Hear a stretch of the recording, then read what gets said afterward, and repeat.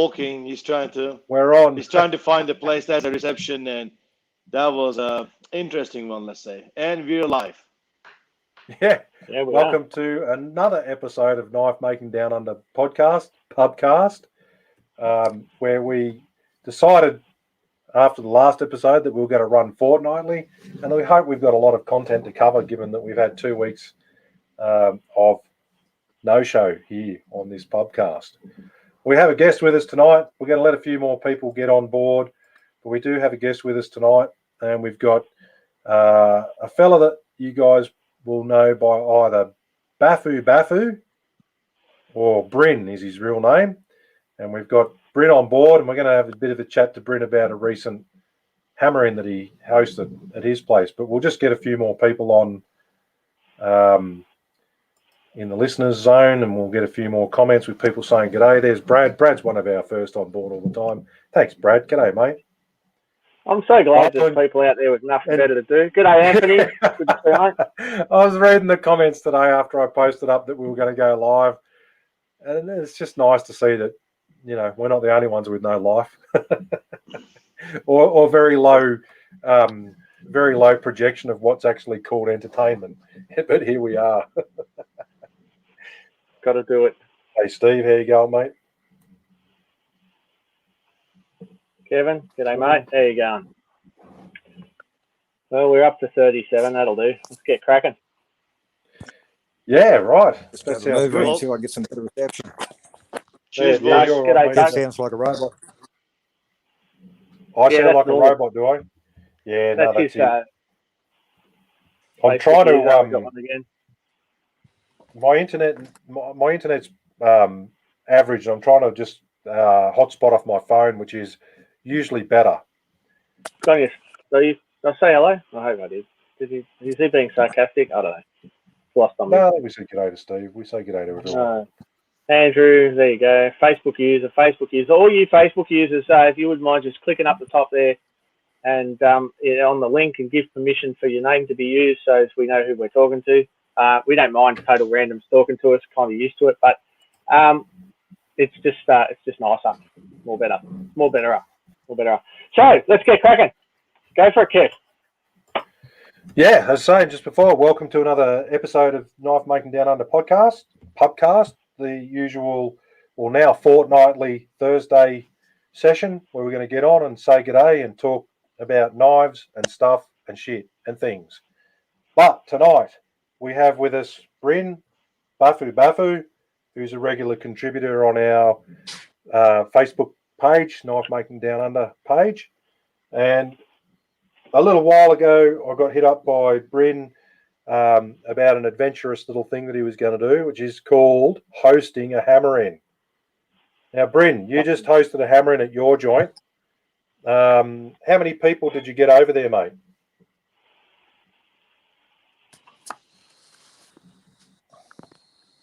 Yeah, can you hear me? Yep. Yeah. Yep. No, that's all right. Just Kev sounds a bit weird, so I missed all. Yeah, no, that's just Kev. No, I missed everything that you said, Kev. That's all. No, he's talking about your hammering, mate. So tell us, how many people did you have there? Can you hear me okay? Yeah, I can. Good. Mate, probably all up about 30. That's including family and some Shit. good mates that come out to give me a hand, which was very lucky that my mum and mates pitched in for me. No, that's excellent. 30 is a good turnout in COVID times. It's a big number. Anytime. Especially seeing I really didn't know what to do or how to go about anything. Who did you have up there with you? Did you have any presenters organised? Or did you go? Yeah, no, Paul Harrison come down. The whole hammering sort of revolved around Paul having a weekend off and wanting to get together. And the hammering's what it turned into, I guess. So it was great to have Paul there. I missed his talks and his lessons, unfortunately. But, too much running around. I know the feeling. Yeah. And that made a big difference to have people with a lot of experience. Absolutely. And it's that sort of what I really love about hammerings, and I started holding hammerings back in, 2010 or 11 or 12 or something through Bushcraft Oz. That's how I got into the scene, so to speak, in the community. And the community is just killer in this industry. It's really good. So, yeah, it's great to have so many people that I didn't know, which is a very bizarre thing for me at my house. It's pretty weird. But between Paul, Luke Berkelmans, he was a big help in what to do and how to set up and inviting people. Luke's a good guy. Maker Smith, look him up, guys. Maker Smith is what he goes under on Instagram and that. We've had Luke on the show before. Yep. Yes. No, so all in all, cracker weekend. Forging was most of it.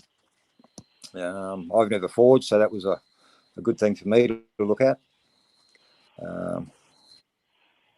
Yeah.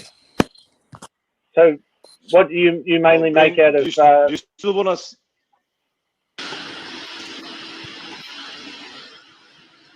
Go ahead, Corin. I'm going to try now. How's that? I just changed my mic. Is that better? Yeah, that sounds better from this end. Okay, cool. We'll just keep rolling with it. Yep.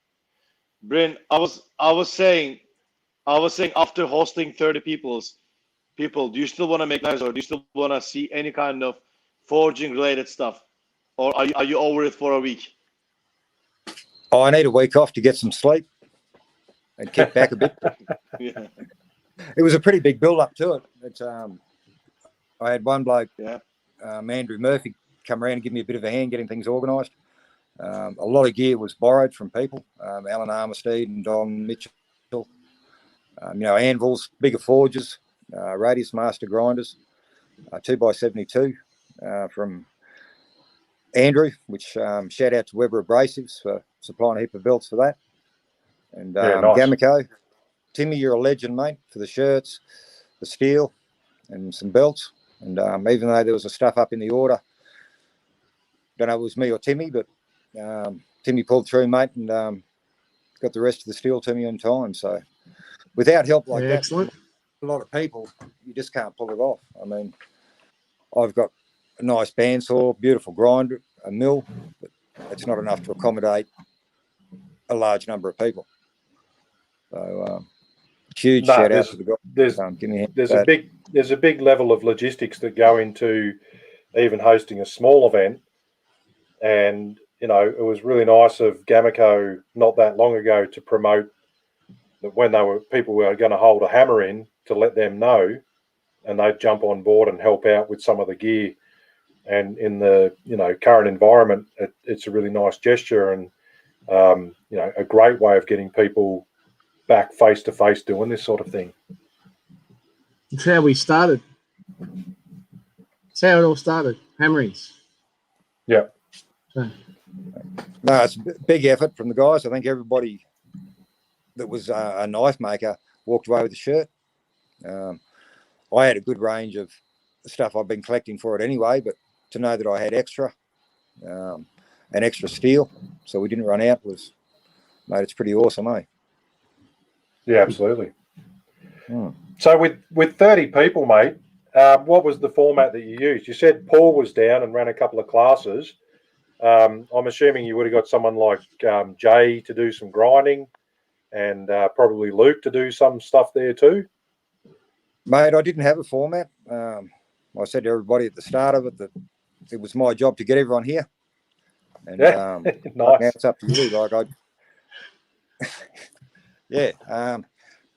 Paul wanted to have his bit of thing. I supplied some Damascus at the rabbit hole that I've recently got into. And everybody, mate, they just got into it and did what they wanted to do. So, fantastic. Bit of Damascus made up at the other shed, but little forge press that I made. And what was a highlight of the event for you? From your perspective as the fella that put it all together or organised it, what was the highlight for you?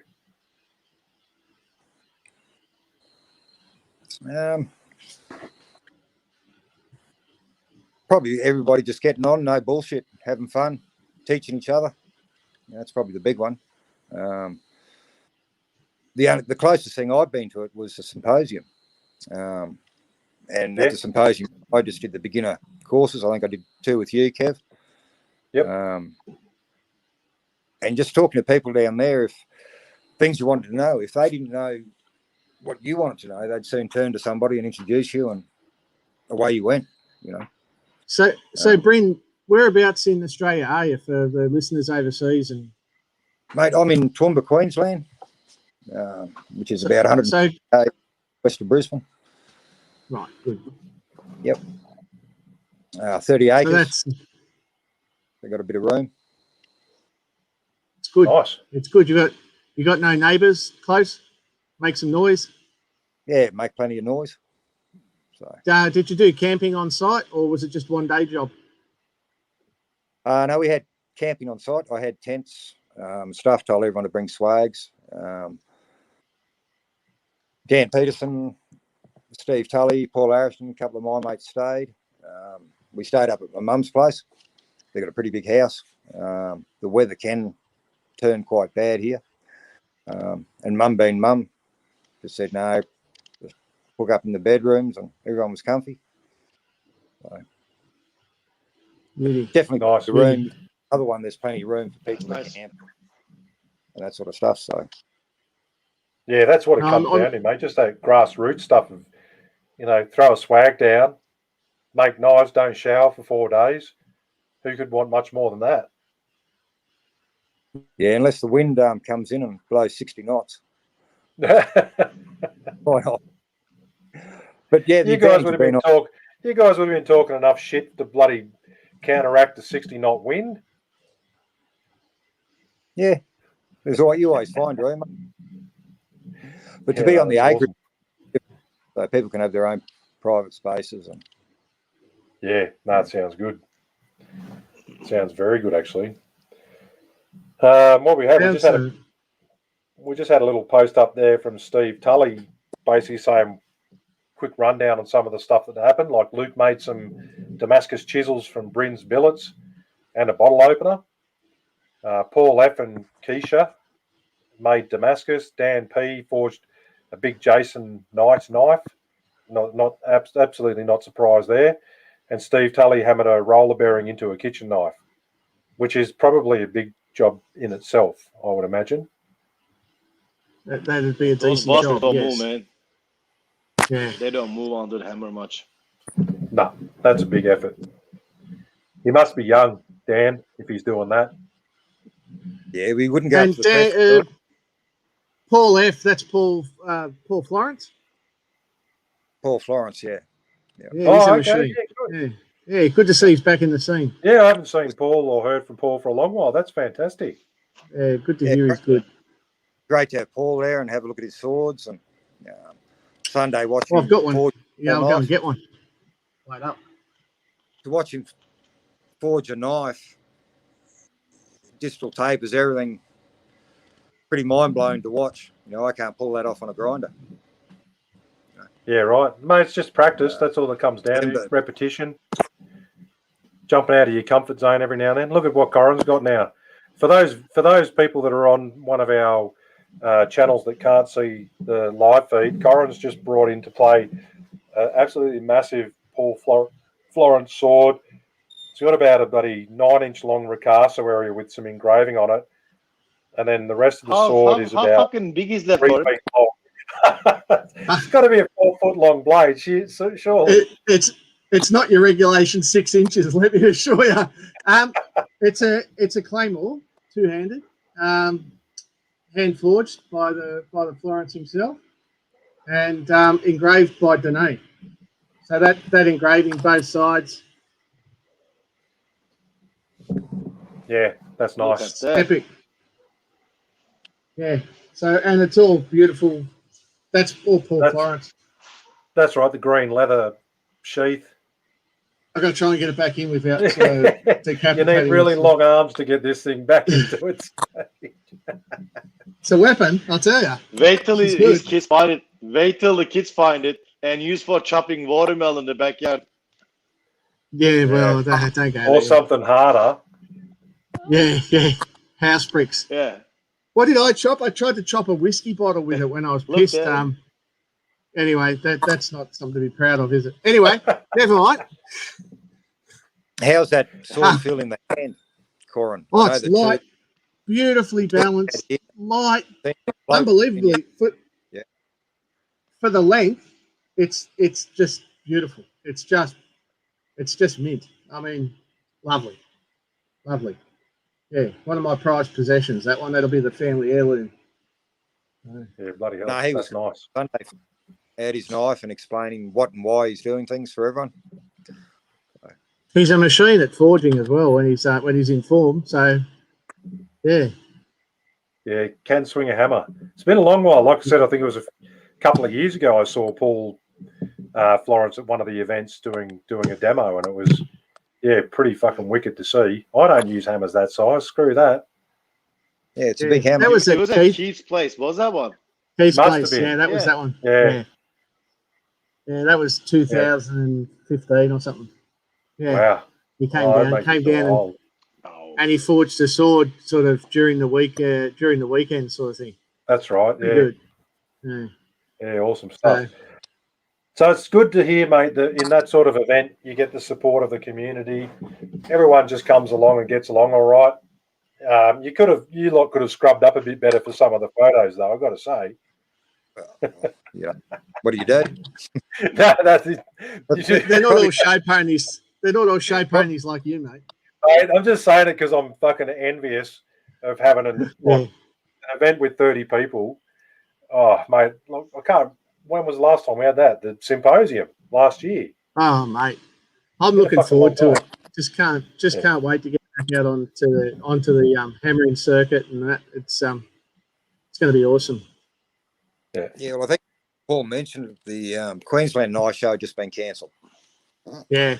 So it went having Paul up for a weekend and catching up to what it was. So, but mate, great event. Next time I'll probably do catering a little bit different so that I don't have to run around as much. I took no photos Saturday, unfortunately. And no, that happens. Great weekend. That happens. Yep. You got it's that learning curve. It's that learning curve of hosting an event. It's one thing to have a couple of mates around and swing a hammer. It's another big thing to have 10 people around, and then it's just a monumental effort to have 30. And that's one of the reasons. That's one of the reasons we asked you to come on tonight. That was a big effort, mate, and it's deserving of a bit of credit, or a lot of credit to yourself for putting that together, and a lot of credit, like I said, to all the blokes that turned up, particularly those that were experienced enough and had done that sort of thing, just to jump on board. And that's one of the things I'd sort of sent you in. Some of the questions you'd sent my way was find the guys that have the experience, give them a job to do, and they'll do it. They'll just do it. That's how it goes. Yeah, and that's guys like Dan Peterson and Steve Tullian, that they get into it, and everyone seems to follow them, and makes it easier for me because I don't forge. I think I forged a knife once, and by the time I ground the issues out of it, there wasn't much left. Got a piece of alfoil out of it. Yeah, so I've got the venue, and you guys work it out from there. That's a big part of it, mate. That's a huge part of it. Yeah, the catering's a big thing. I used to be killer catering at my stuff. We used to just do sausages on the barbie, but it just you got the time you spend fucking around doing that, you're missing what's going on, and it becomes less enjoyable for the host, which isn't conducive to running more. You know what I mean? Like if you don't have a good time, Bryn, you're less likely to do it again. So you got to think about it next time. Just call for volunteers. Who's in charge of food? Who's in charge of this and that? I went to a hammering once though, 2010 would have been. Some people out there would remember this. It was a blacksmith's hammering. I won't mention any names, but the guy in charge of food got so pissed he tried to cook on a coke forge. Didn't end well. Yeah. So just make sure they're reliable people. Yeah, that's pretty much it. Don't be afraid to give people a job. That's how it goes. And like I said, most people, I love it, mate. For me, I love it. If someone says, "Hey, Kev, can you come to this hammering?" and show people how to do, forging, whatever. It's like, fuck yeah, I'll come along to that, because you get to come along and you do your session or 2 sessions or 5 hours, it doesn't matter. And then, at some stage you're going to get to kick back with a couple of tinnies and just talk shit with everyone. And, absolutely fantastic. I'm envious, mate. I'm envious. I'll be up there. Come to the next one. The problem with I'm going to try. Yeah, I'll be there. The problem with inviting people was anybody, apart from sort of a couple of local people that I hadn't met, was down at the symposium. And most people are a long way away from where I am. Yeah. I was running a class, otherwise I would have tried to get there, that's for sure. Yeah.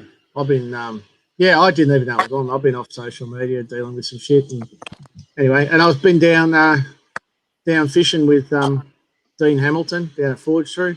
Oh, did you fish in his private lake? No, but we went up in the secret creeks, mate. We fished the secret creeks. You suck. Fucking great. You got there before me. Oh, those bass are unreal, aren't they? Good fun, and he got good ones. I got a picture of mine. It's fucking epic in its tininess. But anyway, so Dean Hamilton, we've had on here as a guest before. Dean runs the Forge Through program for veterans down sort of towards Nelligen Way, and he's got a property down there, and he posts up some stuff on social media. He's got his own little dam that's stocked with bass, and then look at this bastard. He's got some beautiful waterways down there with some bloody lovely bass and stuff in them. And he's invited me down. I've just got to get my ass down there. Yeah, I was down there burning down. Yeah, you were down there for work, which was nice and convenient. Had to burn down a couple of houses. It's good. You should see, it's really good to go and have a walk around, have a look at the damage from the fires as well, just how close it came. Oh, yeah, I saw the photos. So it'd be interesting to get that reality check of actually being there. Yeah, that's awesome. Someone here says, mate, I'd like this. I don't know how to get involved. Just go up to the top of wherever you're commenting. There's a link. Click on the link, and it'll give you permission to have your name up here. So there you go. One of the big questions, Bryn, is after that weekend, which from all accounts is pretty successful, would you do it again? Yeah, definitely. Yeah, that's nice. Yeah, easy. Probably do things a little bit differently. As you guys found out when we're trying to hook up to do this, I'm not very good with technology. So when I tried to send stuff on Messenger, I couldn't work out how to tag everyone. So I had to actually handwrite on some paper and send that in Messenger to talk to people. Righto. That would add to it, I guess. Bit better organised, do things a bit differently, but definitely keen to do it again. So nice, mate. That's awesome. Didn't get scared off, which is a great thing. Yeah, I reckon, mate. That's a big step. Yeah, and the community that it builds, it's just it's priceless, So to meet a lot of people that you either follow or, hey Tony, you either follow because you like their work or you talk to about ideas and get a bit of help from. To actually finally meet them, it's a good thing.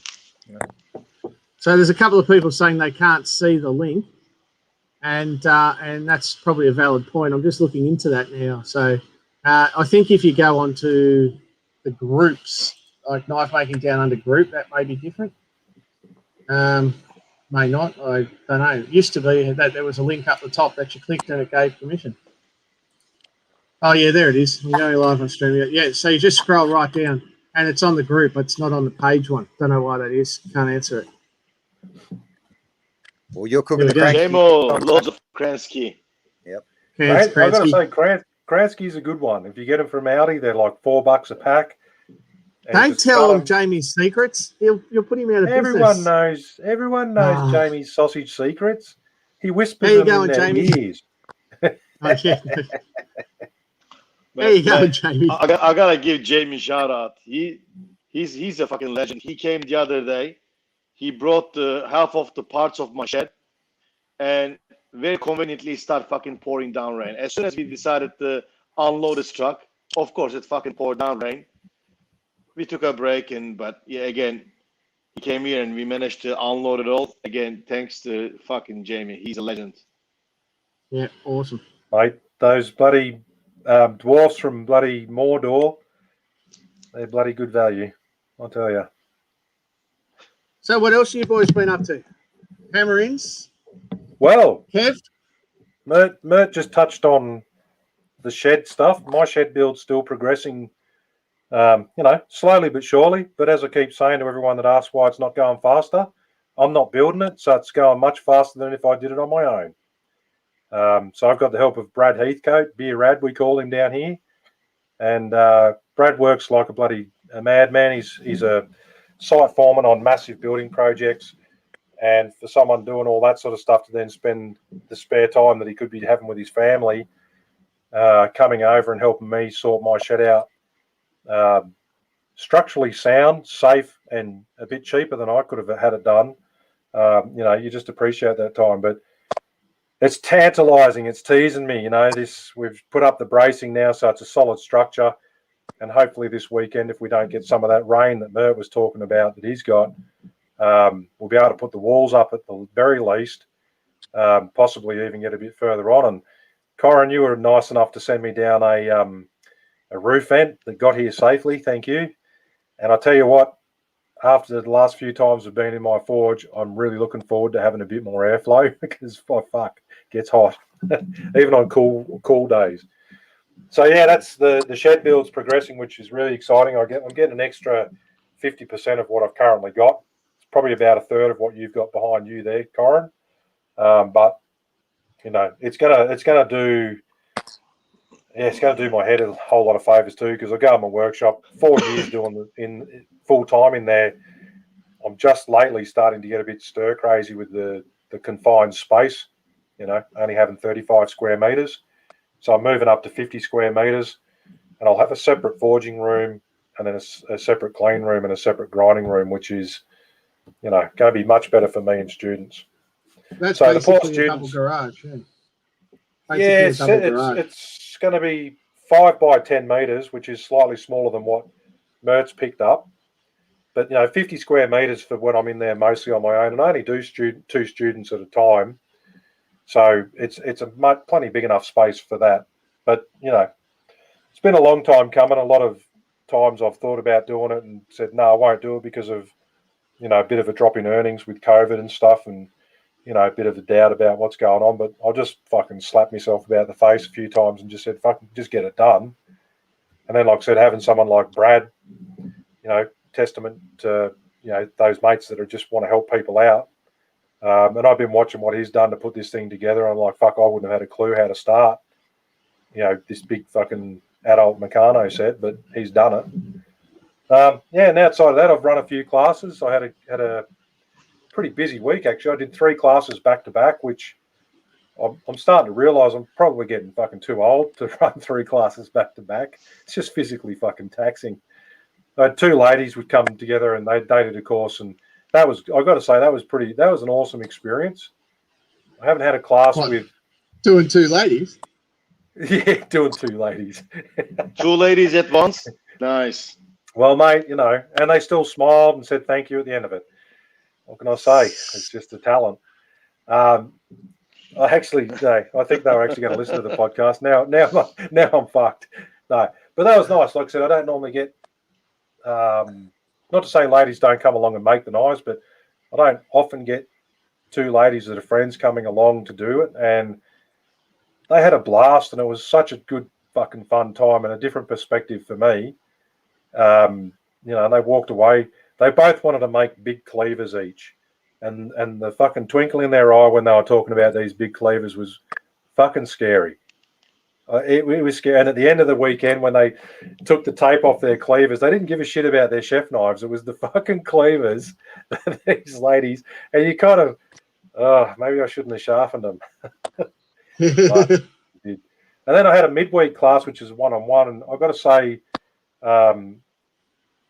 he was one of those guys that He was just talented. I have to say, the fella that came on that course was talented and forged really well. He was just one of those guys when you show what to do and they do it really well and you sort of sit back and go, great, this clown's going to think that there's nothing to this gig. And, you know, he ended up just, the knives he walked away with, I was like, they were only marginally shy of what I would have been absolutely proud to have done myself. You know, they were, in the time we did 2 days, and it was a pretty full-on experience. But he's already hit me up for some advice on what to buy from Gameco. He's already been on your website, Corin, so I'm leading him down that path. I've been referred to as the enabler a couple of times recently from my students. So he'll be hitting you up about a grinder and a few other bits and pieces along the way. And then I had another class on the weekend. I'll get to the end of this story. I had another class on the weekend, and this one set the scene for why I do what I do in terms of teaching.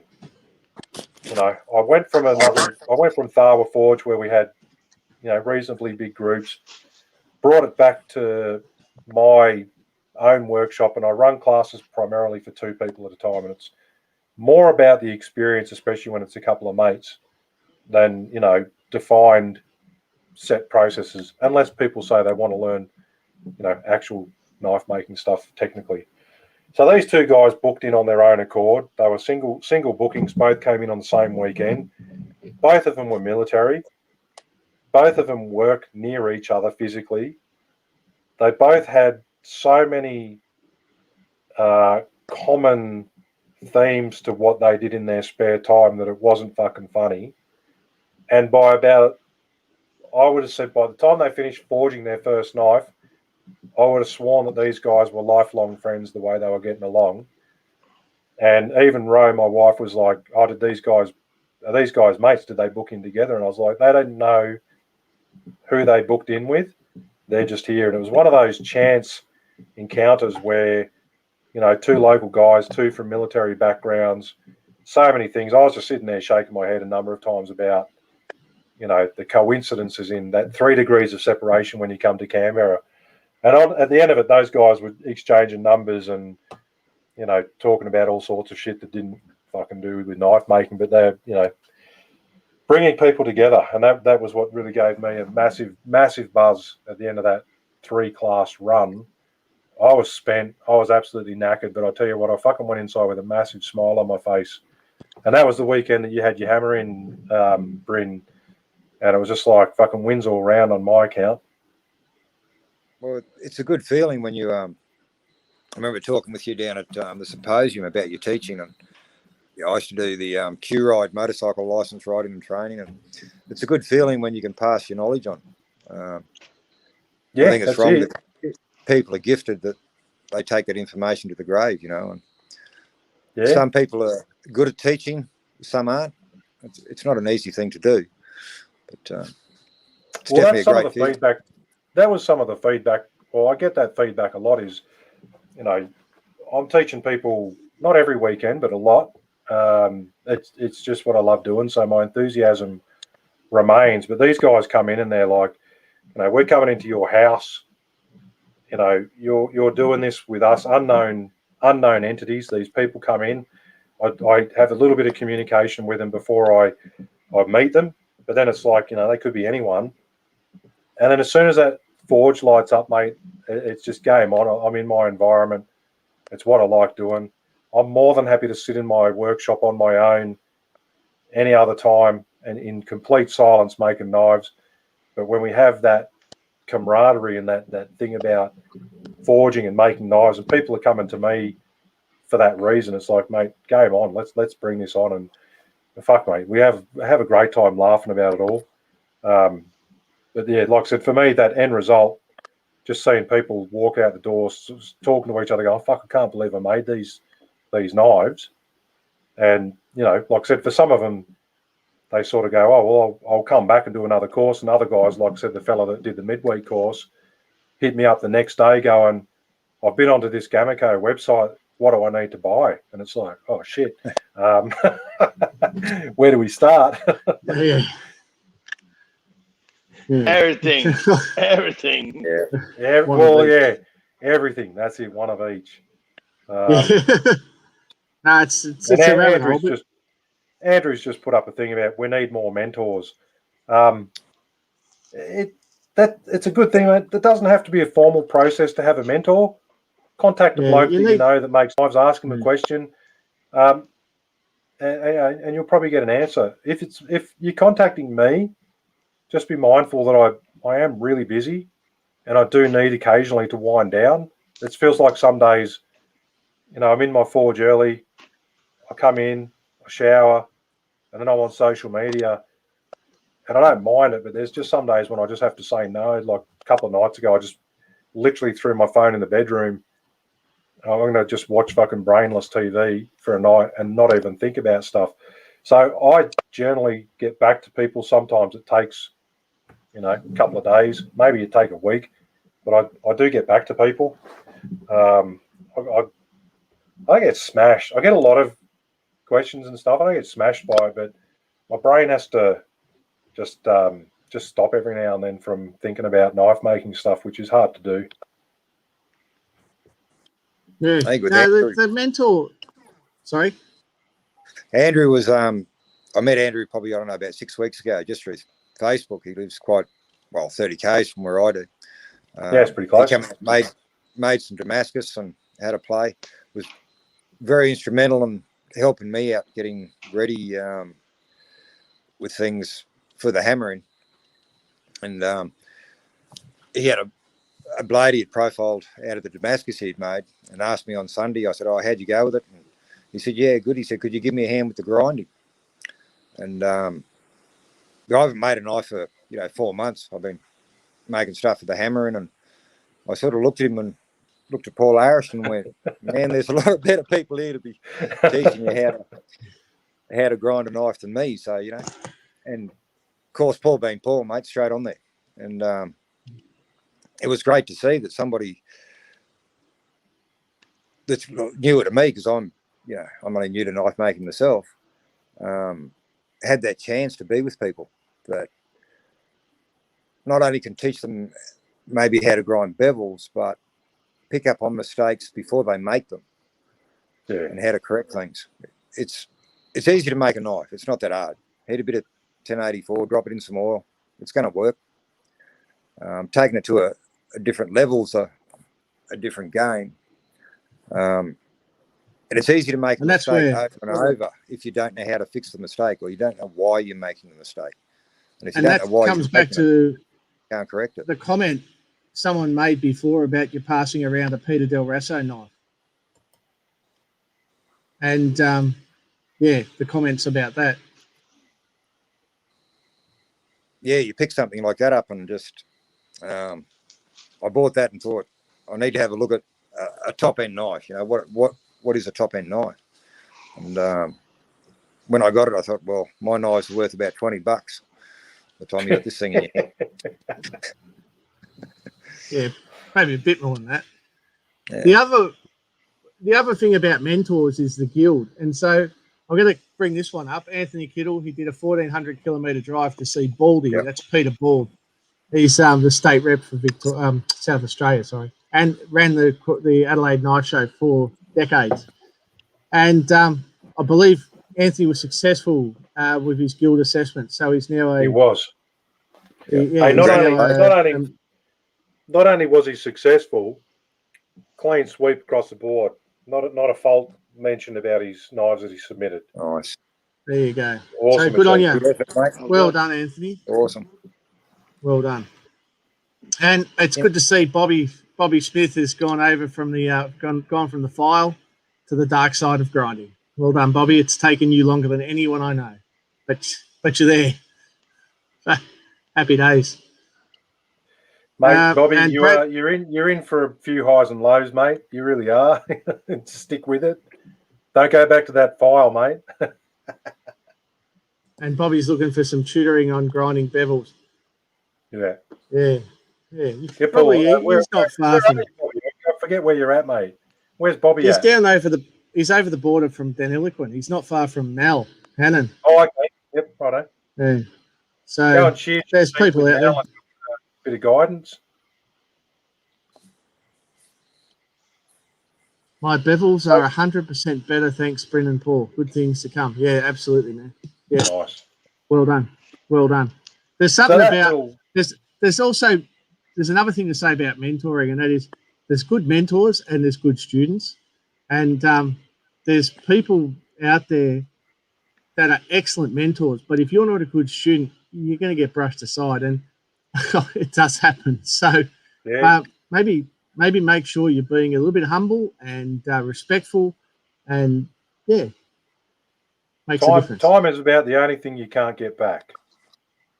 This is my new knife for the benefit of those that can't see. Corin's actually showing a stunning little Ian Stewart knife that he's recently got, and it has sheep horn or ram's horn scales on it, and 416 guard, black liners, quite fucking spectacular, really. Nice tapered tang. Nice. Yeah, tin foil taper? No, it's probably 1.5 back end. It's probably a bit fat, but he did his best. Must have been in a hurry that day. Seriously, the ram's horn has got so much depth to it. I'm loving it. And the guard I fitted at knife camp. He showed me how to fit guards at knife camp. Yeah, for those that know what that is, that's the hammer in that the guild runs every year. And I did the course there in guard fitting. And as you'll see, you won't see no gaps, which, is totally thanks to Ian. But I actually fitted the guard to that blade. So kind of a collaboration. You special. Collaboration. Yeah. I had a hand in it. You fitted it, he knocked the pin out and fixed it. Hey, Matt. Yeah. Matt, check 1, 2. You with us? Yeah, man.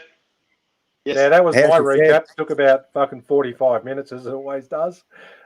We've got a question from Brad Stone, or had a question from Brad Stone there about how your shed build's going. I think he might have missed your recap of the delivery that you were telling us with the rain and the floods.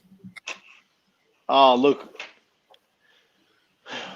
My friend Cole, who gives me shit because he's an engineer background, and he comes to my shed, he sees my dodgy tables with the nails sticking out and 25 fucking hazards on each table at all different angles, and they've been trying to bolt it down with the nails, and he gives me the shit all the time, and he keeps saying, you need to get a bigger shed. And one day he sends me the link for the shed saying, go buy it. You need to buy this. And I buy it. Fuck it. Then he does his back. He's out of commission. Like that. And then Jamie jumps in. Luckily, Jamie and we take down half of the shed. Then the weekend before, I don't know if we've done a recording since then, but me and Cole, we managed to go there and bring the other half. But yeah, Jamie contacted me Wednesday saying, yesterday, saying he can come and drop the rest of the shed, which is great. But I wasn't prepared for it because still half of the shed was sitting on the Cole's trailer. So Wednesday morning, I see Jamie's message. I call him. He's like, I'll be there at noon. Shit. I go to, it's raining. I'm under the rain. Fucking unload everything by myself, like the first half. And it's the 6 to 10 meter shed. It's a fair bit of steel to move by myself. Then Jamie comes in. Then we're trying to unload. Then fucking pours rain. We take a break. Then we said, fuck it, we gotta go. And we managed to get all unloaded. But in terms of building shed, I'm ways off to get the new shed built because I need to pour 2 meters out concrete towards the yard. Yep. So that's going to be the first thing. I'm gonna have to find a week that it doesn't rain, and it's been such a weird summer compared to last summer. Last year, this time, I had my suitcase packed, trying to leave just in case there's a fire. This year it's been rainy as hell, and it's been raining, so we're not going to be able to dig anytime soon. But yeah, I need to get the concrete done. Then, because my shed is very close to the neighbor's yard, I'm probably going to have to take it down by myself. Because while I got all my gear in it, I don't want somebody coming in trying to knock the shed down while I got my gear in it. So what I've been doing is lately is if I'm doing a forging, if I need one knife to be forged for an order, I'm forging 4 knives, 5 knives. I'm heat treating every week 4 or 5 knives at a time. So once I got the date penciled in to get my concrete done, I'm planning to have maybe like a 30 knives already ground and heat treated ground, and only thing left is hand sanded. I've been making handles left and right. I see a timber, yep, that looks good.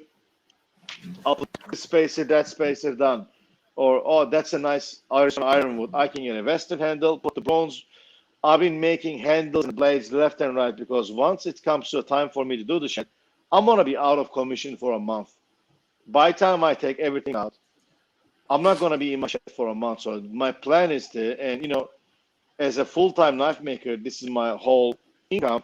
I need to be able to have stuff ready. Yeah. I need to be able to have stuff ready without relying on my shed. And that's going to be the hardest one.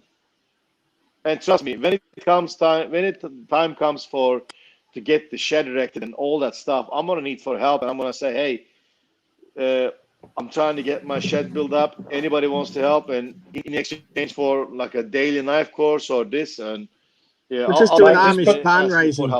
Just put the shout out there to say, guys, I need some help with my erection. What a fucking dickhead. I'll come hold it. I'm unskilled labour. I can hold it while someone screws it. Speaking of dickhead, I need to point something. I need to tell a quick story real fast, guys. So, you know, with the knife shows, since it's a visual thing, like you see the people that come at your table and you... What the fuck is that? What the fuck? What the fuck is Here we that? go. Corbin, this is what are you watching? shed going up. Your shed going up. Just keep talking. It's going up in the background. Was it? Yeah. Yeah. Come on. I'll put it up. All right. I'll fix it up. Keep going. I'm just fucking losing it in technology. Won't be a minute. Anyway, so you know, guys, when it's the knife shows, you look at the people approaching your table and you're trying to guess. Oh, fucking dickhead. That's not merch shed. That's your fucking shed. That's the kingdom of fucking. Oh man. Bunnings Picton. Look at that. That's how you build a shed, boys. All right. We're doing it wrong. That's an Amish for those watching this and not watching it. Amish barn raising. Keep going. Anyway. So, as I was saying, just fucking put it off. With the knife shop, if somebody's approaching your table,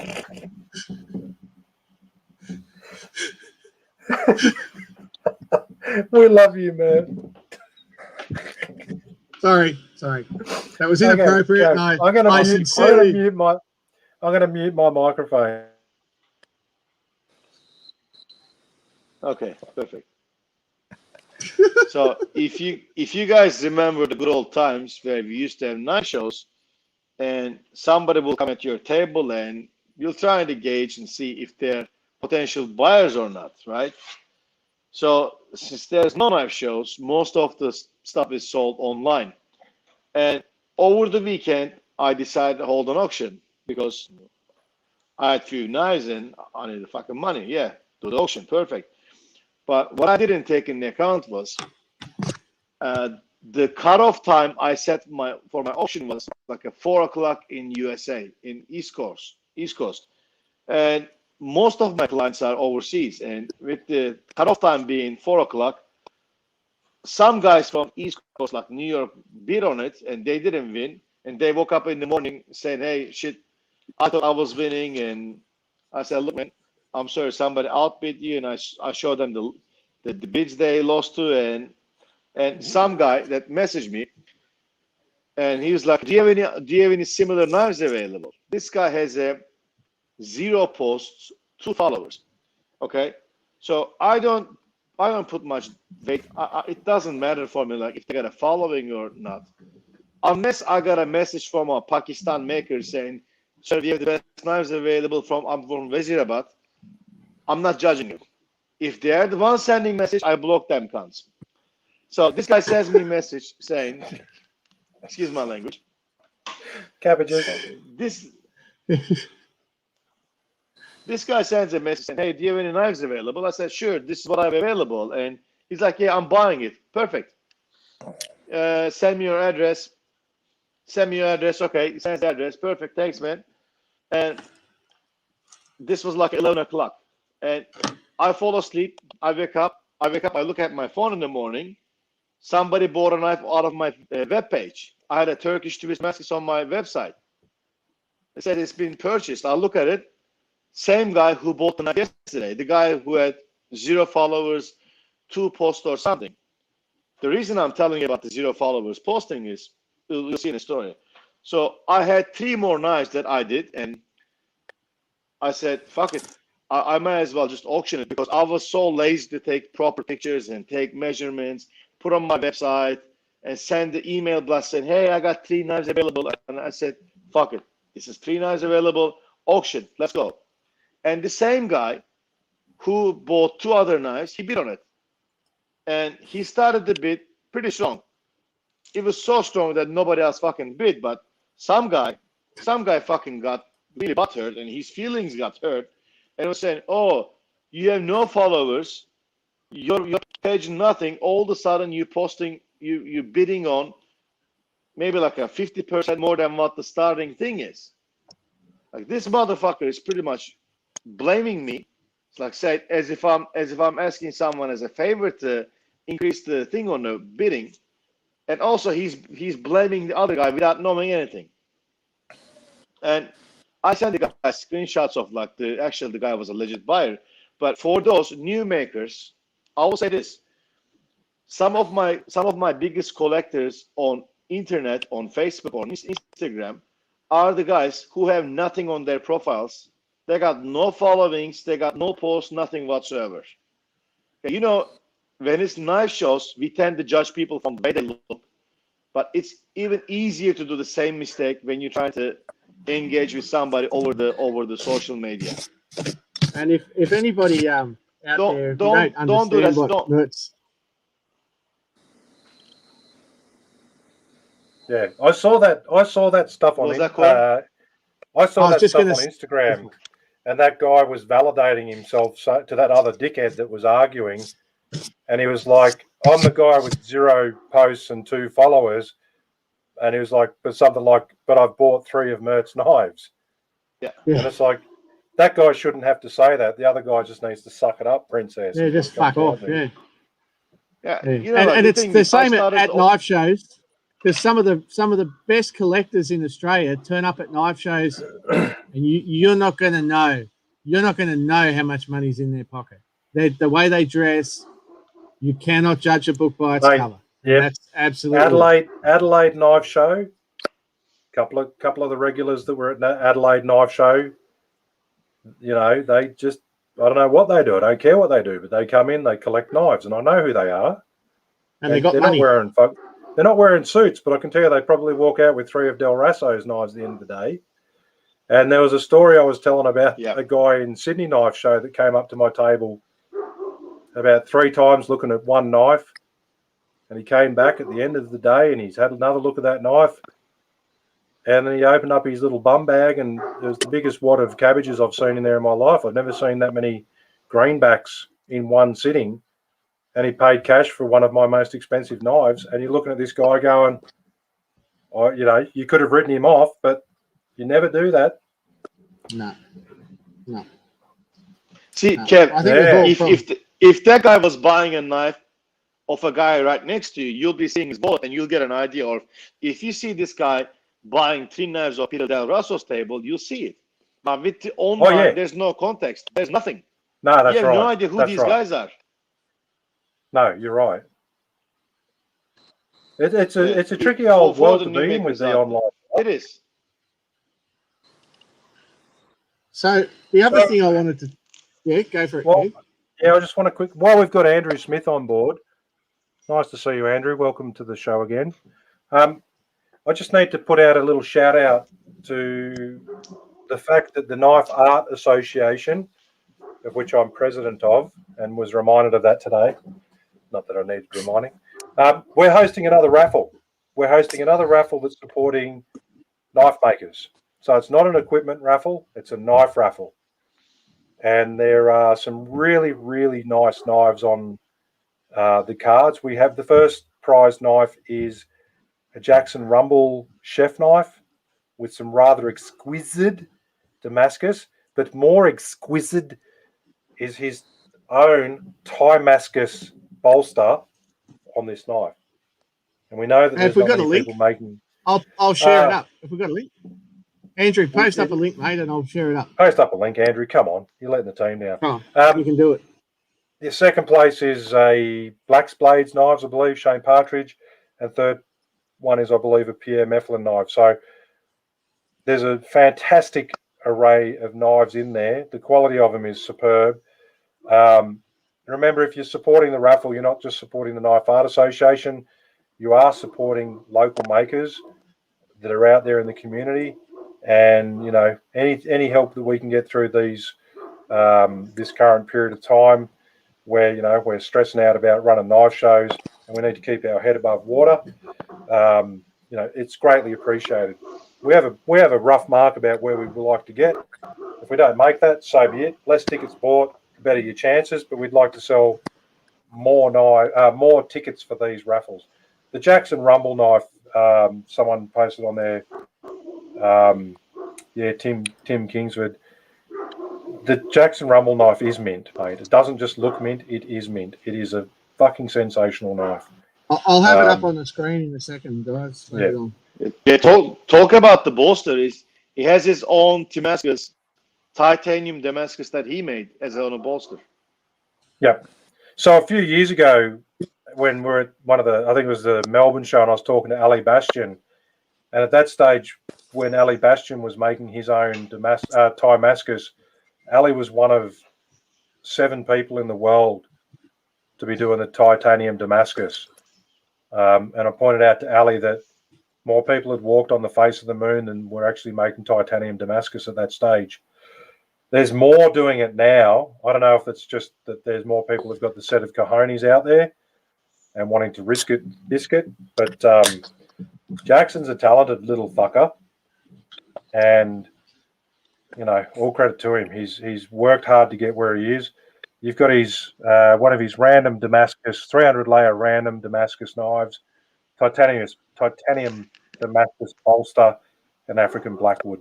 And he is a journeyman smith, so it'll be a wonderful knife to have. And then the next one, if Corin, you scroll down, is W2 hunting knife from Shane Partridge, and it's got a hot blued guard and a red gum handle with ostrich skin inlaid sheath. So Shane is known primarily for his big ass knives and his lovely sheaths, and that's pretty much what's on offer there.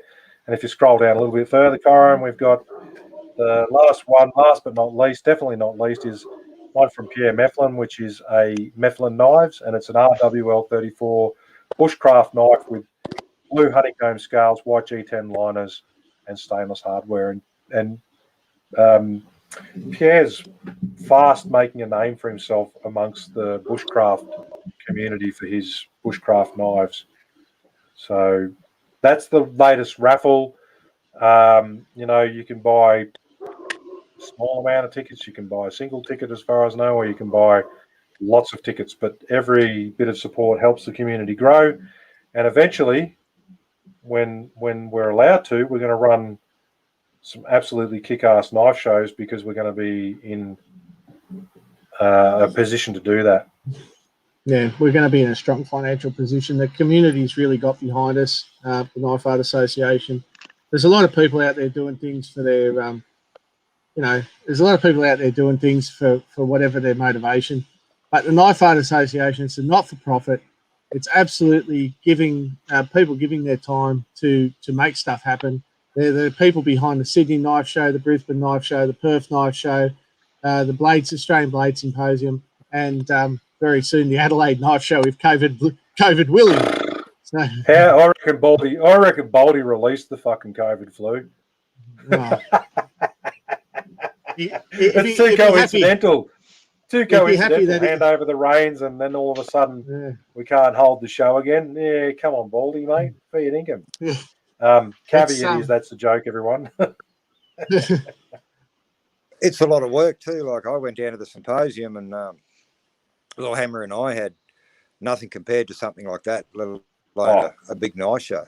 And it's monumental, the logistics involved in trying to organise something like that. It's pretty wild. It's massive, mate. It's massive. It is, yeah.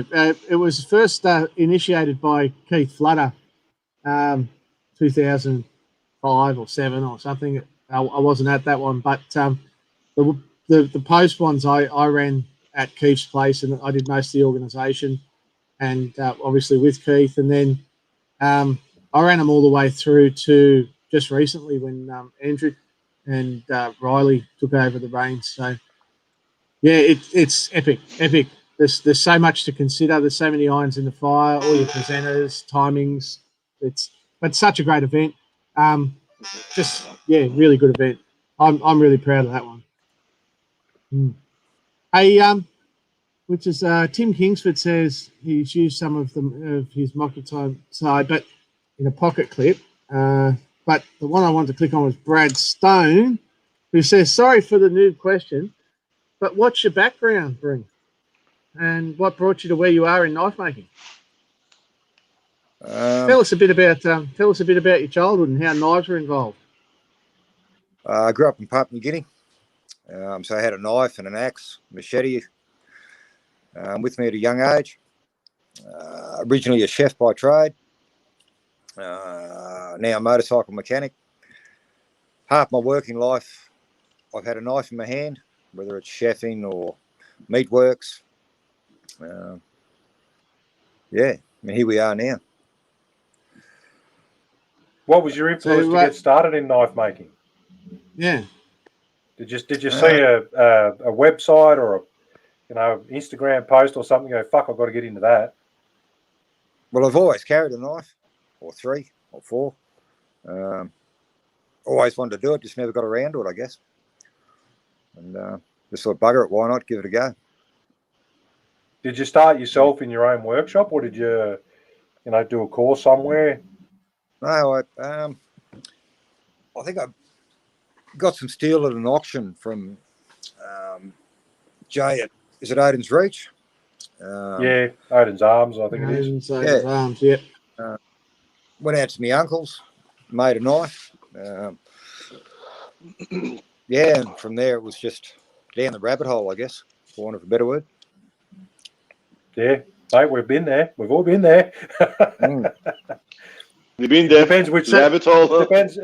It depends if you go down screaming with your arms up or your feet up or you spin clockwise or counterclockwise, but we all generally hit the deck about the same sort of level, I reckon. So what tools were involved? Something about knives. So. What tools were involved in the making of your first knife? How technical did you go? For that one, I used my uncle's got a Radius Master. Oh yeah. Good choice. I did have a play with some files, but it's like when I started to have a bit of a play with Damascus. I set my first big 3 billets, went to forge it out, and went, fuck this. I got a log splitter in the shed. Let's make something up. So. Yeah, no, I was the same. And Kev's the same. We both started with Radius Masters. Yeah, I've still got my original. Mine was mine's not original. Mine's heavily modified, but I've still got it. Well, mine's heavily modified too, but it was my original grinder. It was a variable speed. I've got the carbide plating and a couple other bits and pieces on it. I've jimmied it around a little bit to make sure everything runs square.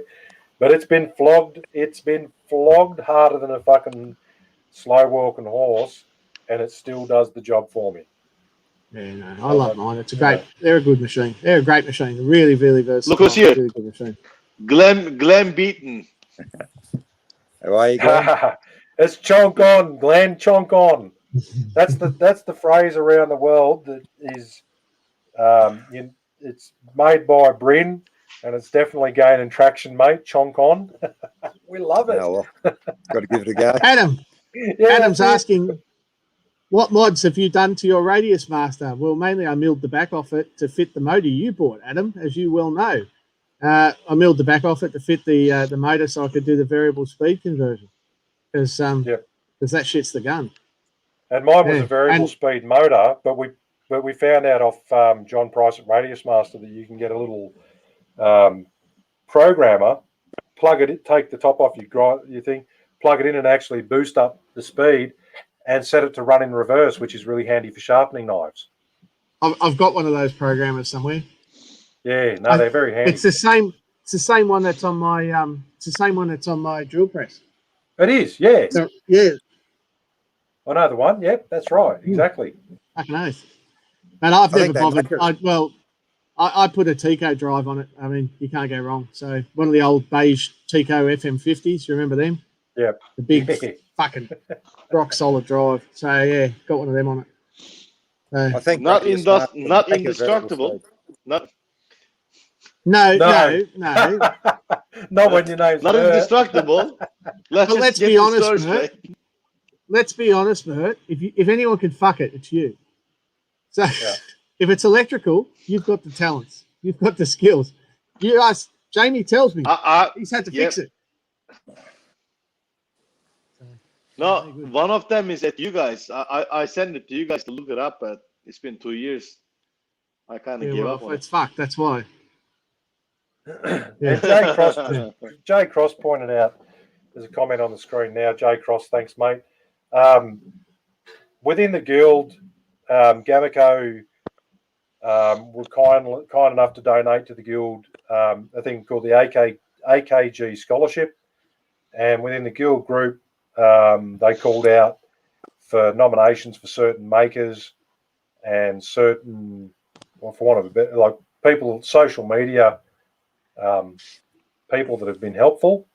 And in that, the ones that were selected through popular vote and all the rest of it, peer review, Gameco were kind enough to pay for membership for the guild membership for that particular year. And what else did you have on there? Can you remember? I can't. Oh, $50 gift vouchers for anyone who just had a go.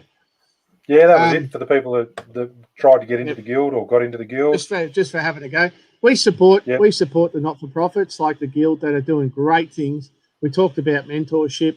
You can't go better than the guild. You can't go wrong. A great network of people, and it's an organisation that's people can sometimes think it's a little bit exclusive, and it really isn't. In as much as everyone's welcome to join, but you do have to make knives of a certain standard before you can, and that's why it's a guild, and they help you get to that standard. Like that's it. Look up the definition of a guild, and that's what you expect to see, in my view, anyway. But when Bryn was talking about handing that Peter Del Rasso knife around, Peter's been a member of the guild since the 90s, if I'm not wrong, or maybe even earlier. And Peter, once you get past his hard, toughened exterior, is a really, really fucking nice guy who is happy to help out, people. He's mentored Ian Stewart, for example, to get him where he's at.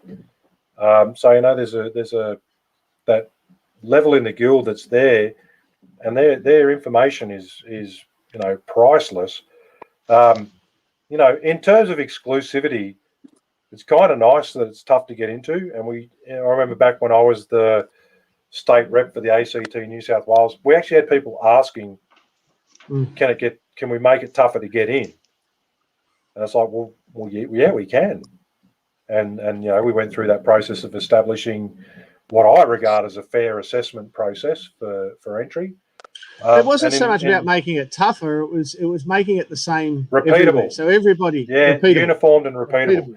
My background in training and assessment, mate, if it's not repeatable, and you can't take that and transfer it from here to here, it fails. And I was talking to someone about the guild assessments and the past processes where, if I got up in the shit, someone might fail, and someone got up in a happy mood over the other side of the country, they might pass. And now it's you remove that process of, the heartstrings attached to it and everything, and you just go by the assessment. Yep, check box. And you get a score, and then if your score adds up to the right number, it's only 50% to get in. Yeah, 50% for your probationary, and people like bloody Anthony Kittle that just scored a clear run of 20s. There's a bit of work involved, and you want to put your best work forward, your best foot forward, as they say. But it's definitely, look, I've been around the guild. I'm still only a new member. I've been around it for a few years, and I've seen it sort of take a bit of a slump and a bit of a hit. And I can tell you what, it's on the right foot forward now, and I think the direction the guild's taking now is much more positive, and it's a bit, it's a lot more promising for the members and potential members to look at getting into. And we've got a part-time employee now. She's doing a day a week to handle all of our administration, which was where we let ourselves down. To be frank, we let ourselves down in administration because it's all volunteers. But now it's all volunteers. That's it. We're moving through that. We're moving on to another level. So there's the guild, there's the Knife Art Association, and yeah, that's all I want to say about that. Fair enough. On a note with assessment with knives, I haven't tried to join the guild. It's something I want to do in the future. A big thing for a new maker, and this is a big thing for myself, is to learn to take constructive criticism, I guess is the word. Yeah. Exactly. And it's a hard thing. The sooner you accept it, the better your knives are going to get.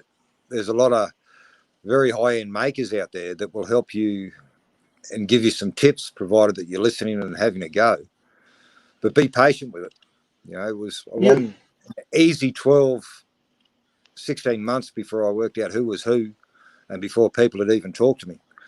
And when they did offer me some feedback, they soon tell whether you attempted what they asked, and even if you failed it and couldn't get it, they can see that. If you're not having a go at it, being honest with yourself, they're going to tell you to piss off pretty quick. But to have some top-end makers take the time to give you a bit of a hand, it's a pretty big thing, eh? It's a big shortcut in your knife making. It really is. And it goes for whatever you make. Like if I make barrel knives, none of the guys I speak to make barrel knives. But they can look at my knives and they can see faults and flaws that maybe even I haven't picked up on. And they'll not just tell you there's a flaw here, but they'll say, see, what I would do there, I would do this, this, this, and this. And you go, oh. And, as you said, next level. You're on the next level straight away. Yeah. And the point that I was making... Don't be an asshole. Yeah, well, J Cross just put on there, don't be an asshole. The point that I was making before is there's only a very small handful of people that are full-time knife makers in Australia. Everyone else has a full-time job, or at the least a part-time job, and knife making's a hobby. And if they're really good at it and it's a part of their part-time or hobby pursuit, and they're offering their invaluable advice, take it on board. Don't shove it back in their face. Get a bit of advice from someone and then do something completely opposite. I guarantee you they're not going to offer advice to you a second time round. Not saying, and most people put caveats. Oh, hang on. Is it really? What's that say? Knife maker. With a lot to learn. It's Timmy. He's a handful of trouble at every Timmy, what's going on? Timmy leaves the Gameco Artisan Supplies. and goes up into the trying to be cool, he's number one. He joins all his friends Knife Making Down Under podcast. and he's always having such a lot of fun. Timmy, it's Timmy. Seriously, that's got to be the world's most kick-ass entry for anyone. And he's always having such a lot of fun. It's Timmy, I'm not going to give away anything other than to say Timmy is about to go live, well, not live, but on national TV. Enough said. Keep an eye out, guys, for those guys that watch TV. I know it's a dead format, but anyway, it's still good. Timmy is about to be doing his thing on television. That's enough. We won't say anything more. Yeah, Timmy, what date? What date? Sunday. It's on Sunday. Sunday So night. flick through the Sunday night. Sunday night. Yeah, Sunday Hopefully night. Big What's Bear's on not Sunday on Sunday night? night. What's on Sunday night? There's a show on Sunday I didn't night. think they showed. I didn't think they showed Wiggles at night time. Forged in what? Is Play School still going? Forged in Play School. Yeah, I that's the thought he was one. on. Wiggles is still Wiggles. Get on it, Bryn. Yeah. Get in on it, Bryn. Give him a fucking serve, mate. Yeah, come on, Bryn. Don't go You got your soft order on Timmy. wrong. Mate, Yeah. I can't, mate. Save my ass for the hammering. How are you, Timmy? I'm good. How are you, Bryn? Yeah, Bryn, good, mate. Bryn, he saves my ass every day. So what time? What channel? Not 60 not minutes. 60 minutes. Can we say? Is it that other one? Is it that other show where the Forged in what? Okay, no, that's enough said. Enough said. Can't reveal too much. Can't reveal too much. It's No. top secret. Non-disclosure agreement apply. Yeah, everyone's got to Forged sign in one. what? Sorry. What channel?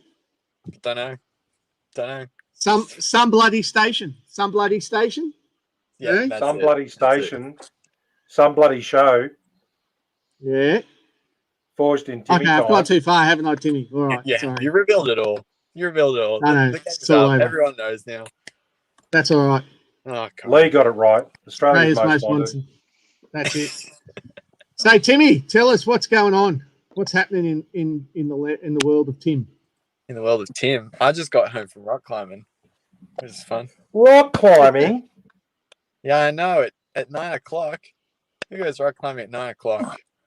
I used to do rock climbing before I busted munching myself freak. up, and I did an outdoor, about a 7-pitch climb outdoors at night, and by fuck it was unreal. Except when I turned the torch on, and there was a huntsman about as big as my hand, about 3 feet away from me, and I'm an arachnophobe, so I turned my torch off. And then I was like, no, fuck, I better look where this spider is. And I turned my torch back on and the spider wasn't there anymore. Oh! Way to go.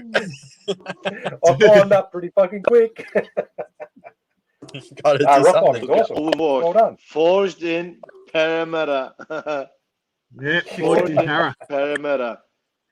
Is that the show that you have to forge in the flame where they cook the kebab?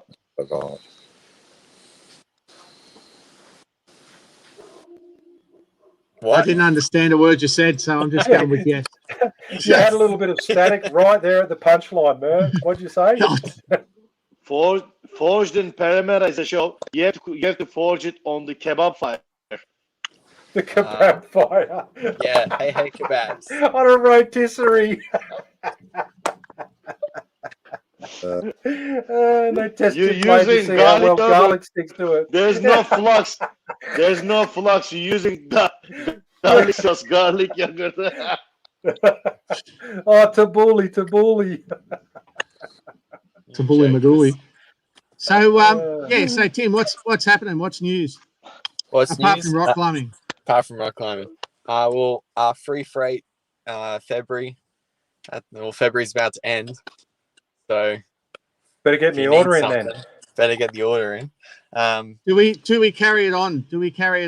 Are we going to carry it on? We don't know yet. We have to have a conversation. If you're going to carry it on, if you're carrying it on, you need to name it something that starts with MMM for March.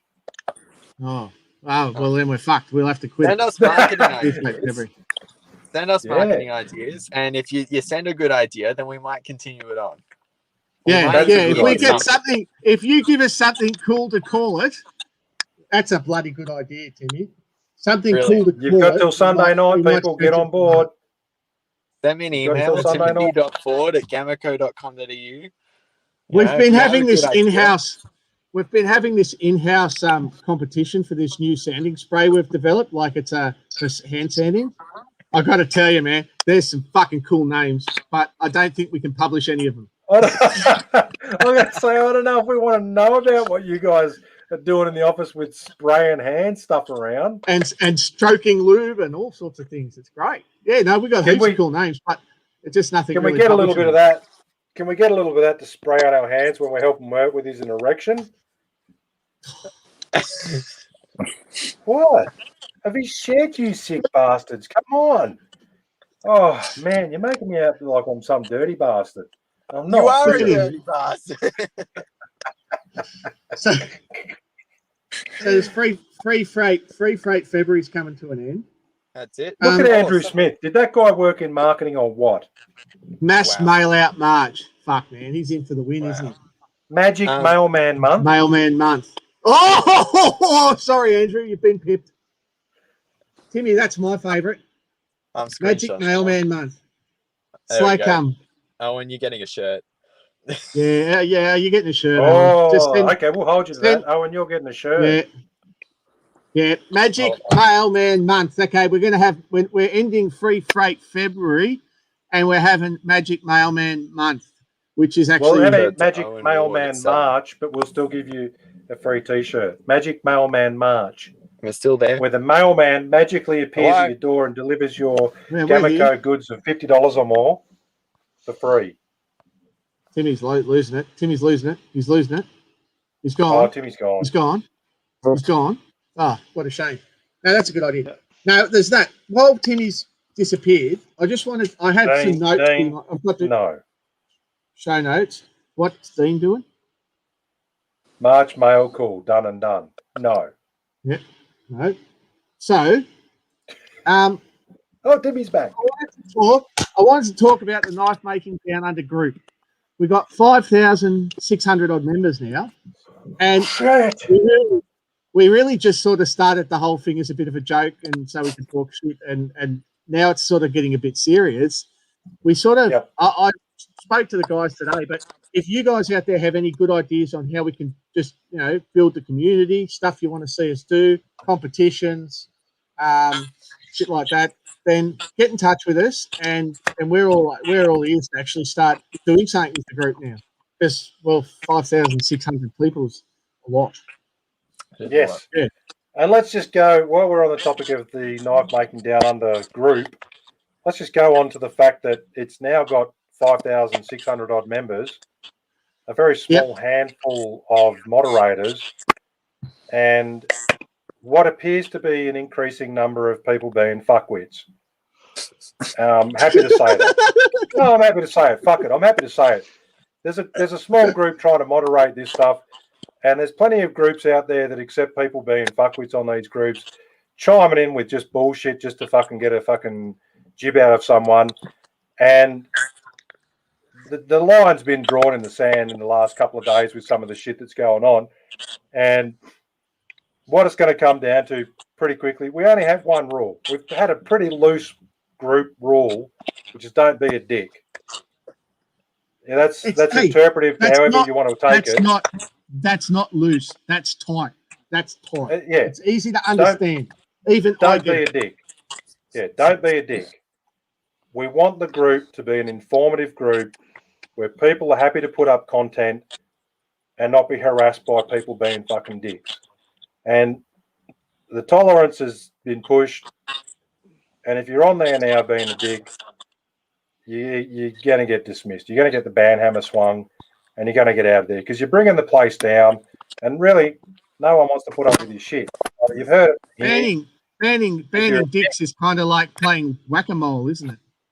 The whack-a-mole hammer's going to strike you down on your dick fucking head, and you're going to be gone.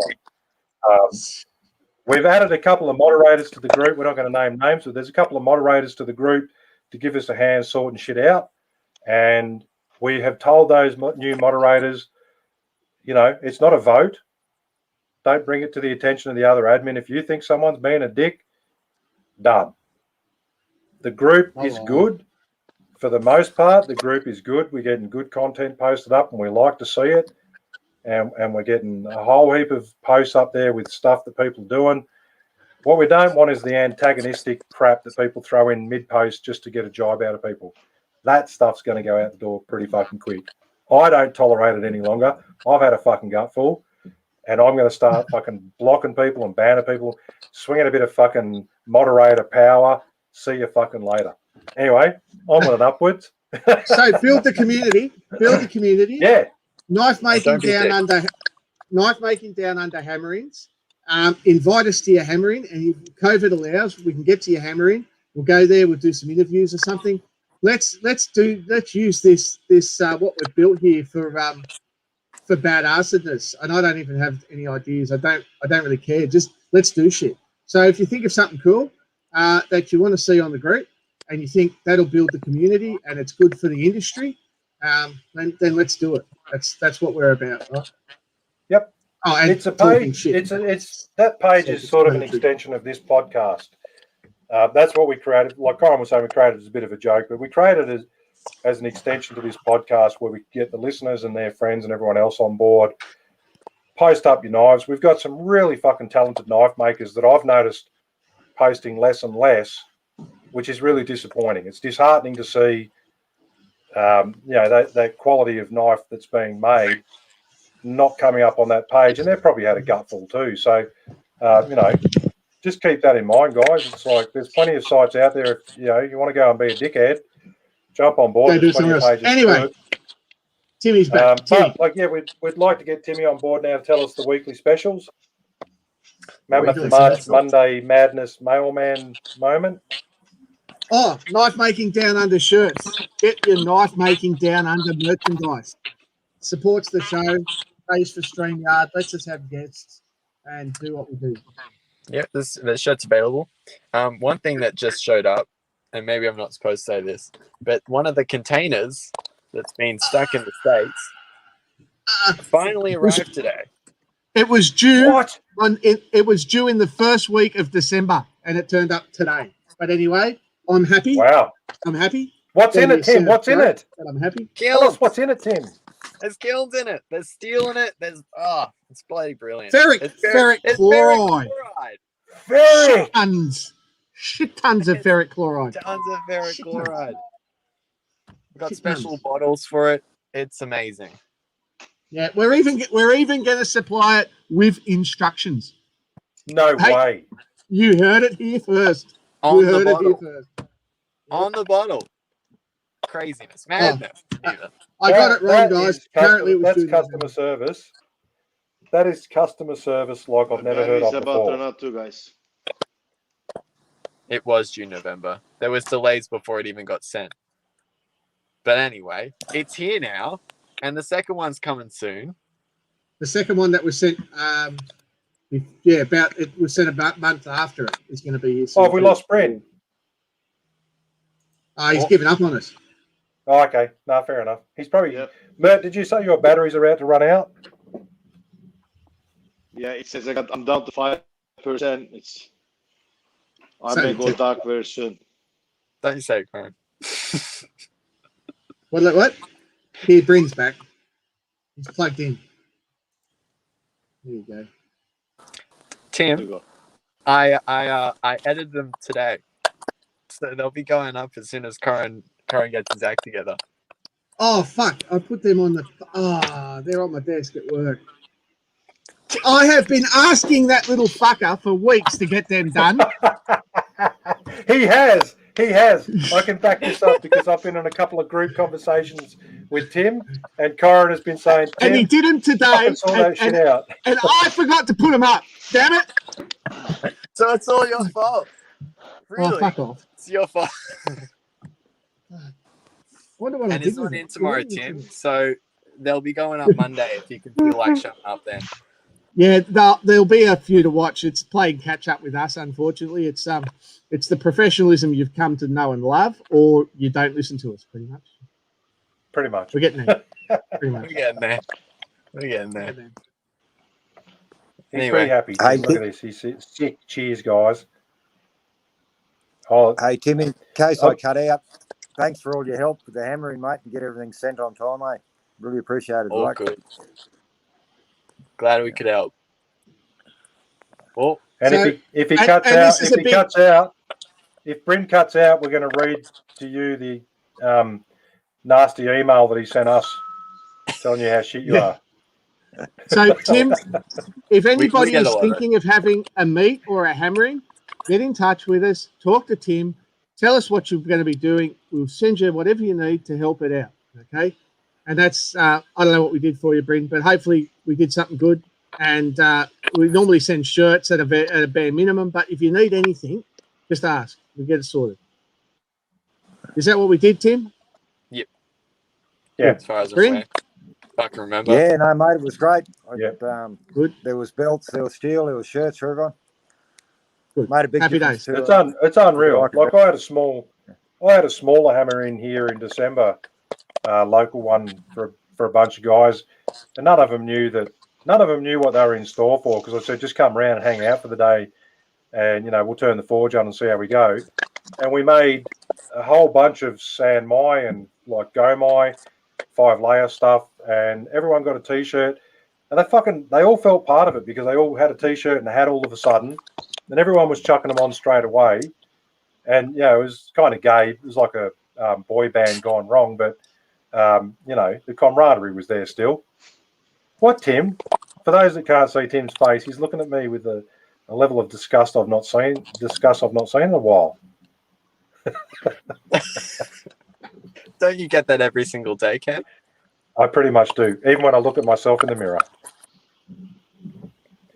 No, that's good. So we've got lots of steel and stuff in. We've got plenty of stuff. Rhino wet, I saw on your page. You got plenty of Rhino wet in stock at the moment, which is awesome. Plenty of wet. Yeah. I'm sure I'm forgetting something. What? Oh, go for it. Another thing. Can I tell them about the can't twist clamps? Oh, too I late. don't think- I just I don't did. think you can. I just did. Have you got can't twist clamps back in stock? Not No, yet. but we will very soon. Fucking They're very coming soon. in second Bulk to buy. Bulk buy are coming. Bulk buy are coming. So We they did a should deal be with here them. in a week or two, or maybe So 4. the old owners of Can't Twist Clamps in the States, I went there when I was in LA one time, and it was a really excellent operation, like straight out of 1950s, little lovely ladies, I'll say, lovely ladies making Can't Twist Clamps and under the presses and stuff. And a wonderful, they said, we have an Australian, you should meet her. So they took us up, and there's this lovely Australian girl. She's in LA and she's making Nomar hammers. And I said, oh, what are you doing in LA? She said, I'm an actor. I said, of course you are, darling. Anyway, never mind. Nice. I was actually talking up those can't twist clamps just the other day to someone, but then I was also saying, unfortunately, when they were taken over, the price just went through the freaking roof. I'm fucking excited, man. I'm going to be on board buying plenty of them. They are. I think we've got a good deal. It's the best deal we could get, and yeah, it's going to be pretty good. So that we brought them in a container of other stuff, so it should come in good with freight, and we'll be back on with can't twist. So to be a little bit more expensive, but everything's gone up, so there's not much we can do about that. Knife engineering books are back in stock by the look of it too. Probably. I've got one of them too. They're an informative work. And bulk buy can'ts, you.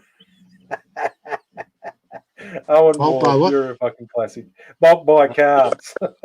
Oh, nice. Yeah. Well, that's how I brought them in the first time. That was I bought 6 of the small ones and 6 of the large ones, and I wish I bought 20 of each. They're going to go quick. They're going to go quick. And the way freight is going, there's like 80 ships off the coast of bloody LA that they can't get loaded and unloaded. So the way freight is going, it's going to be a long time before we get any more. So they are going to go. Yeah. Listen. I want this to be treated like Wall Street, and I want some fucking insider trading, all right? I want to know when those suckers land. I want first dibs at them. Timmy, if that doesn't happen, I'm 3 hours from your workshop, from your workplace, Tim. I'm going to come up. Every day when I come in, I go, me can't twist clamps come in yet? But, no, not yet. No. Hey, to the newer knife makers that have probably never used them, what makes them a good thing? I'll go and get one if you like. I'll get one. They're made from copper and aluminium, is it? Copper and aluminium. You can basically clamp your knives. I clamp my knives between angle iron to keep them straight when I temper. You clamp these suckers onto your knives, you chuck them in the oven. They come out like perfect, as good as new. Impervious to glue, everything, mate. And they're just a solid unit, easy to use. And like I said, mate, I've had my lot now for whenever Corin ran the first buy.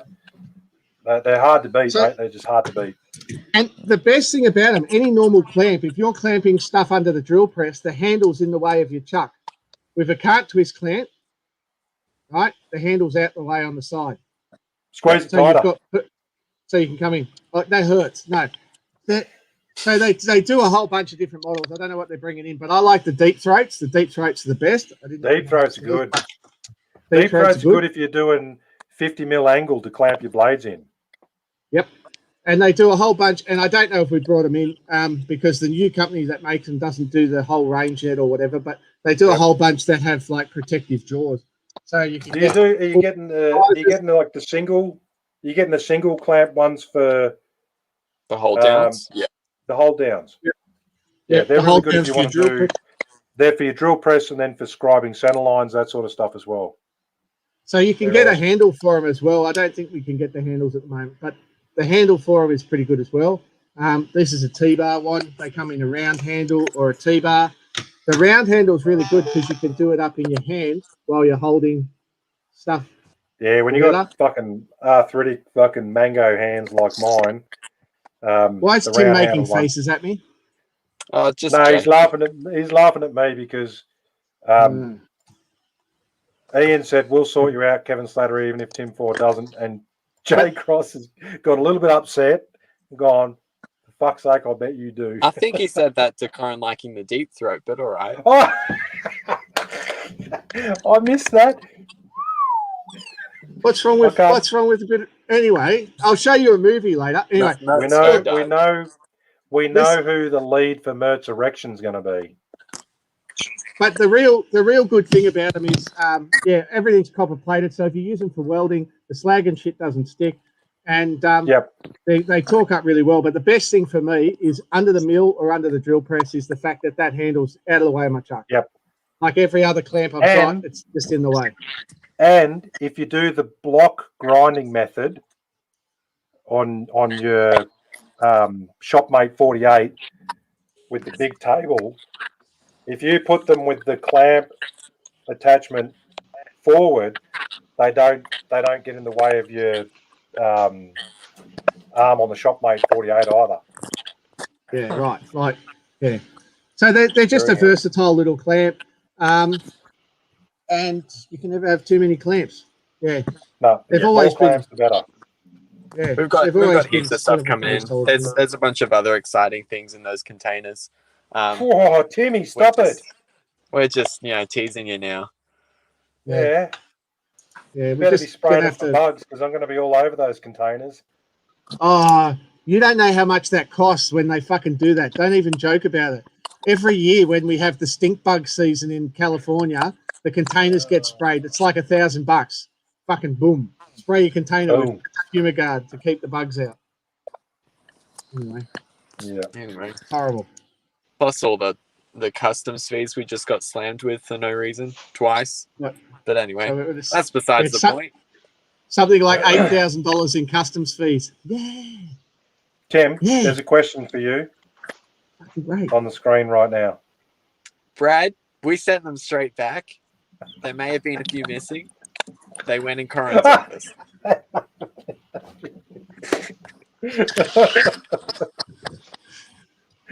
Oh dear. The question for those that can't see the live feed was from Brad Stone is where did the sex toys end up? You need to listen to the previous podcast to understand the mix-up in orders when the guys at Gameco excitedly open up one of the containers and realise that the rubber belt cleaners had been changed with bloody big rubber dildos. It is what it is. I think they took. Didn't you all take a long lunch that day? They sold rather better. Look at that. Can't do his clamps. Oh, that's clamp man. That's like that's not the African blackwood that we ordered. Yeah,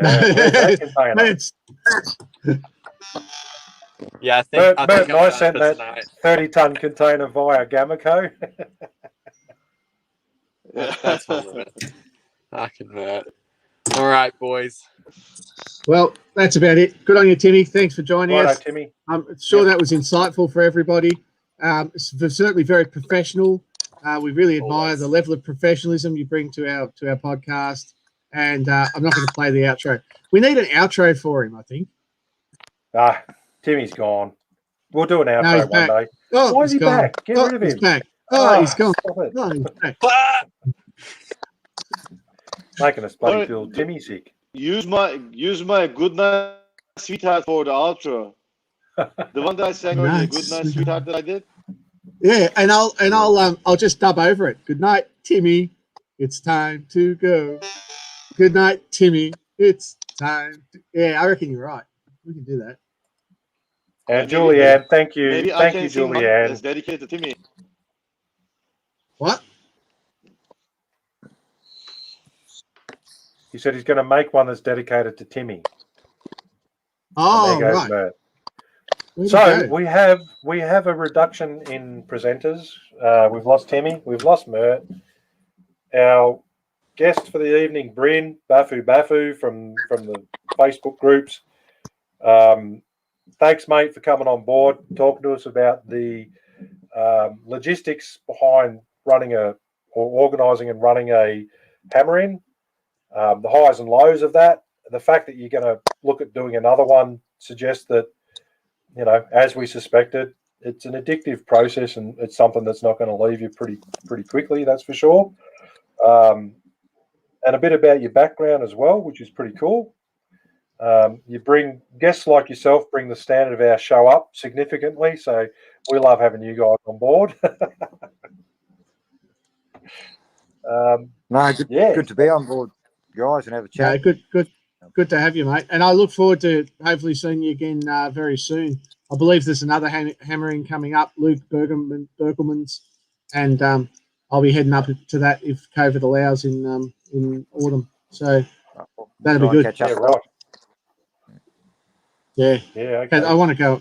I've got to go up and see my mate Neil, and it'll be good. Happy days. Cool. All right, fellas. Thank you very much, gentlemen. Thank you, everyone. Yeah, Thanks, everyone, for signing in and listening to us. We'll be back in 2 weeks' time, hopefully with more exciting stuff to talk about. In the meantime, like I said, jump on board to the Knife Making Down Under page, post up your work, and keep everyone, informed of what's going on in the knife making world. That's where a lot of stuff happens. And we want to see if you get some people being dickheads, just click the report post button, and we'll get onto it. Before I go, I'm going to just show a little bit of I've got a bit of an NDA, but I'm going to just show the 12-second clip of what I was doing last week to a poor little house. Did I show you? Well, it's up to you if you want to put that out there, but it's kind of exciting. It's only a little clip. I'll see if everyone watch. See if I can watch it. Watch. Don't blink. Watch. Just wait up. I've got to find the appropriate sort of video. Bear with me. Not very good at this whole flying the computer thing, but bear with me. All on. That's the sweet sound of all on. I'll just figure out how to get that onto the other screen, and then I can share it, and then it's not going to work for me, you bastard. I'm over this, Kev. Why can't computers just do what you want them to do? Seriously. You got to hit share and then something. Here we go. Yeah, it's coming out. Here it goes. It's add to stream. Yeah, here we watch go. this, everyone. Here we go. Here we go. Exciting stuff. So we're going to go to 1,100 litres of propane per minute. 1,100 litres of propane per minute. Here it comes. Here it comes. One more rotor come on. One more. There she goes. 1,100 litres of propane a minute. That, my friend, is fun. Have a nice day. Have a nice day. Take care. Gassing it. I burn more shit like the barbecue. Yeah, this time we burned 2 houses. 2 houses. But I can't make a stupid YouTube video because they made us all sort of promise we were non-disclosure. And I just got away with that. So, yeah. I'm going to Brad Stone, next batch of shirts. I'm going to put a plug up, selfless plug. I'm about to put an expression of interest up for my Grind Monkey t-shirts. I don't know if people have seen the Grind Monkey. It's the safety logos with monkeys. Hear no evil, see no evil, speak no evil. and I'm going to put up an expression of interest shortly, and take some orders and get some shirts posted. I'm using a local Canberra provider, so the price is make much cream on top. So I'm going to put up expressions of interest for the grind monkey stuff. They're cool shirts to have. XL.